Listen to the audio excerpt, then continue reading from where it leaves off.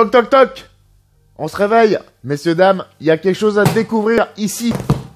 Horizon Hobby Axial 1/10, Capra 1.9, Unlimited Trail Buggy RTR, messieurs dames. En 3S notamment, il est capable d'atteindre des vitesses assez incroyables, mais c'est également un véritable franchisseur d'obstacles à basse vitesse. Il est tout aussi performant en milieu naturel entre les rochers que sur les obstacles de Gymkhana. C'est un véritable plaisir.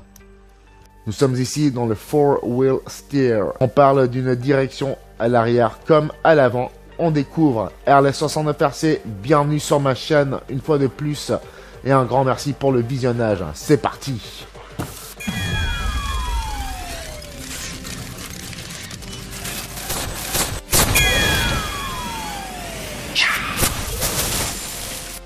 Eh ouais, messieurs, dames, on n'avait pas encore fait le tour de tous les modèles et leurs fonctions respectives. C'est pour le plaisir de découvrir et vous faire découvrir, car il y a vraiment de belles choses aujourd'hui dans ce monde du RC.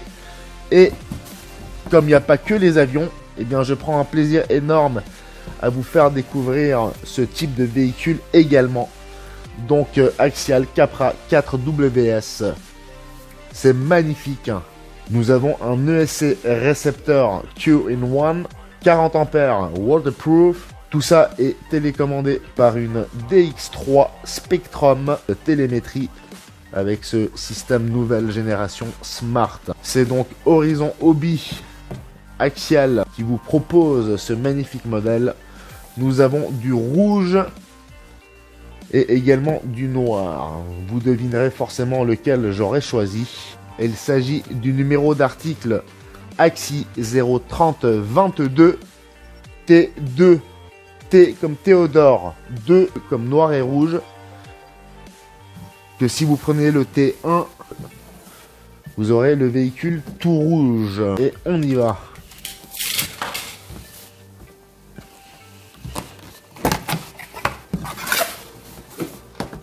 Bon, je parie qu'il est à l'envers. Même pas. Allez, on tire. Et on découvre, messieurs, dames. Voilà, voilà cette beauté. La DX3, on va déballer plus tard, mais on la connaît. On l'a déjà en 24 exemplaires. C'est aberrant. Donc bon, il va me falloir une paire de ciseaux, évidemment, puisque tout est bien attaché. Et voilà, ça fera une maison pour mes hérissons. Bien. Oh là là, mais c'est encore plus beau que je pensais. Bon, il y a pas mal de rouge, mais ça va bien avec le véhicule. Messieurs, dames, sous vos yeux, je retire ce film. Ce film que je devrais peut-être laisser parce que le toit, lui, il va en prendre plein la gueule. Nous avons sur cette version, ce modèle, une magnifique barre LED.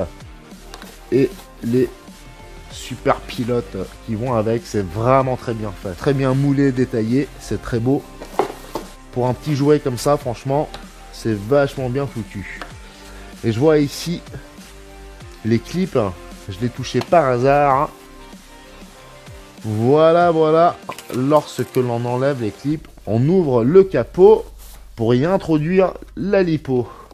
IC3. Vous pouvez évidemment mettre de l'EC3, mais vous ne serez pas informé du pourcentage restant, puisque ce ne sera pas une lipo smart. Mais on s'en fiche, comme je dis toujours, nous ce qu'on veut c'est rouler, et croyez-moi, on va rouler, mais c'est magnifique, hein. Franchement, c'est trop beau. Ce véhicule sera alimenté par une lipo de chez Dynamite 2S ou 3S, 3700 mAh. Pour l'instant, pas dispo. Regardez-moi cette beauté. 45 degrés, façon curry. Non mais regardez-moi cette beauté. C'est incroyable. On y va doucement. Qu'est-ce qu'on va délirer avec ce truc? On va pas tarder à tester tout ça. Alors, je libère les piles pour la radio Spectrum DX3, une clé pour démonter les roues, des bras de servo, je ne sais quoi. Un servo d'ailleurs de 15 kg sur la direction. Il y en a même deux probablement, ouais. 15 kg là, 15 kg là. Allez, on redresse les petits trous. Hop. 4-wheel steer, messieurs, dames. C'est beau. Ici, le manuel. Mais bon, j'en fais jamais vraiment usage. Puisque je sais pas tout. Mais il faut pas tout savoir non plus. Bon, bref. À l'heure actuelle, même moi, je suis complètement happé par Internet. Et forcément, renseignements s'y trouvent. Et Axial, je vous le rappelle, vous offre les piles, messieurs, dames. J'ai pas compris encore pourquoi cette marque et pas les autres. C'est vraiment débile. Ou en tout cas, illogique. On ferme le clapet. Et c'est parti, mon kiki. Bon, je dois bien avoir une 3S ou une 2S qui traîne par là. Allez, on va foutre une 5000 là-dedans, vite fait. Mais alors, vite fait, hein, parce que moi, je suis suisse allemand à l'origine, même si j'en ai pas l'air. Il est déjà 21h25 et je devrais déjà être dans mon lit. Bon, bref. Il est où encore ce testeur de mes deux? C'est un truc vraiment de fou. Chaque fois que j'ai besoin de ce testeur, il est jamais à ma dispo. Ah, mais il était dans ma poche. Évidemment. Bon, allez, on a 53%. On va essayer de trouver l'adaptateur adéquat. Alors, nous sommes en DIN sur la lipo. Et nous devons nous retrouver en EC3. Avons-nous cela? Ça doit être à peu près ça. On adapte. Papa dans maman. Un coup de jus et c'est parti. On ouvre la bouche, mon gamin. Allez. Alors, ça passe clairement pas du tout. Mais on s'en bat les steaks.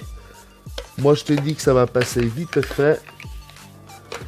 Hop, on va les foutre dans la bouche des pilotes. On va faire ressortir le câble d'alimentation par ici. Et c'est parti, mon kiki. Allez, l'interrupteur se trouve là derrière. On allume. Et voilà.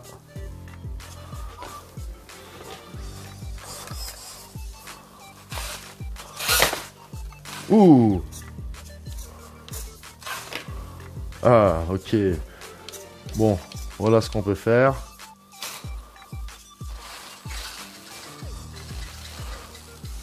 En instantané, vous adaptez donc aux besoins. Mais on va voir, parce qu'on peut sûrement régler plusieurs options différentes. Ou possibilités.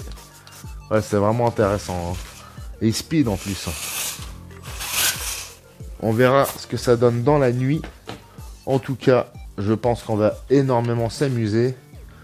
Au niveau du prix, autour des 500 francs. Donc pour nous les Suisses, sauf erreur.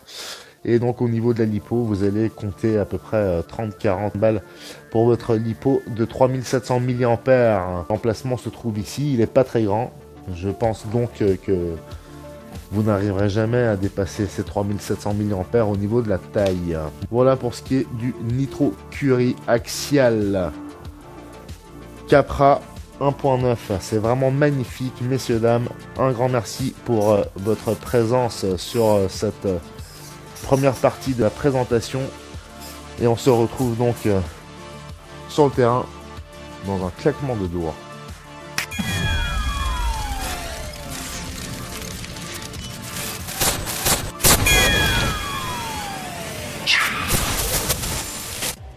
Il n'est pas nécessaire d'utiliser des Lipo 3S, mais ne sait-on jamais, peut-être qu'il me faudra un peu de patate et vaut mieux être bien équipé. Nous partirons donc avec cette 3S 2200 mAh 50C, on l'installera dans le cockpit.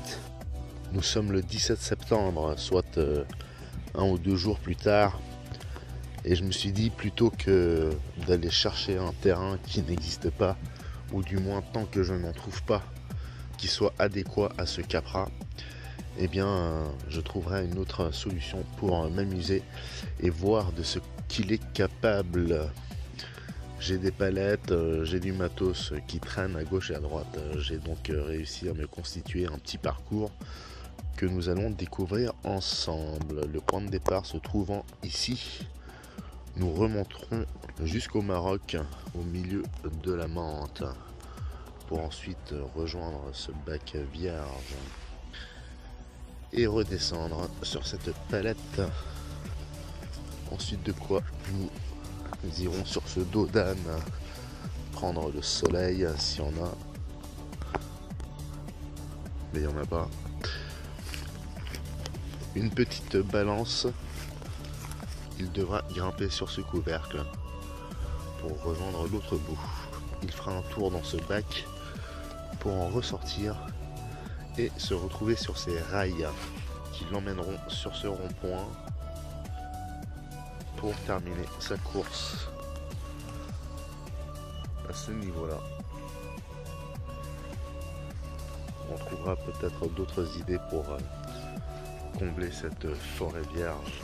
RLS69RC, je vous souhaite la bienvenue sur ma chaîne. N'oubliez pas de vous abonner. Merci pour le visionnage et je me réjouis de partager cette session avec vous. Axial Capra 1.9. On est ici avec un trail buggy en RTR. C'est parti.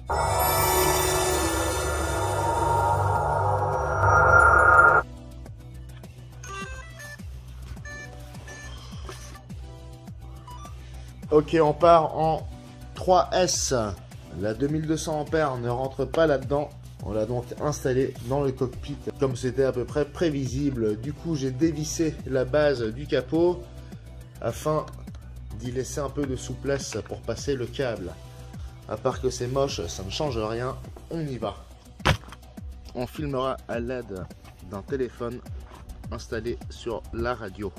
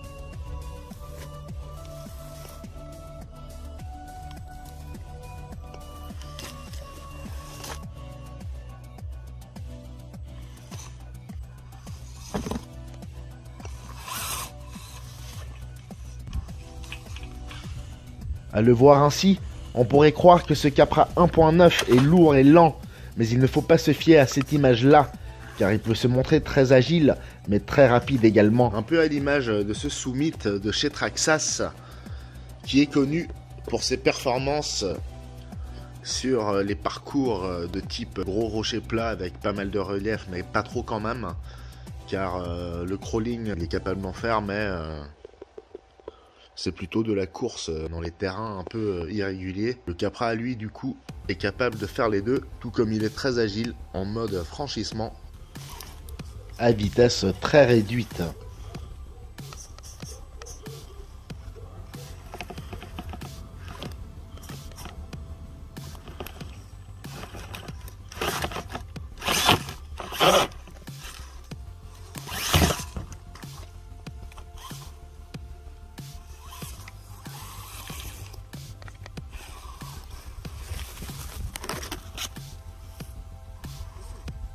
Joe.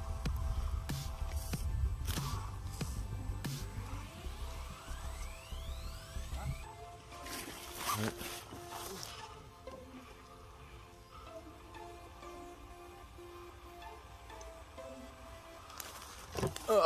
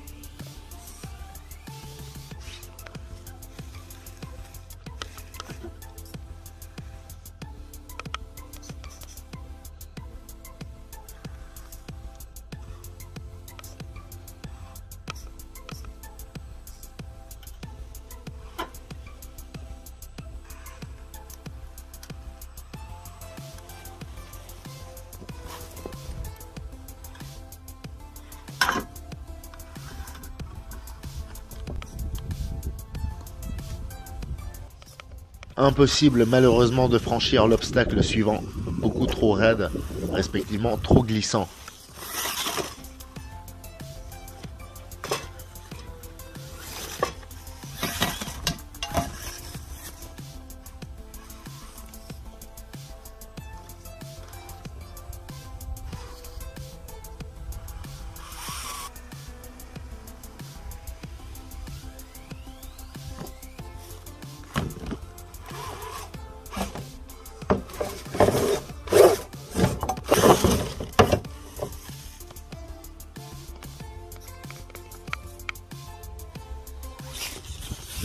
RLS69RC, merci d'avoir partagé ce moment avec moi.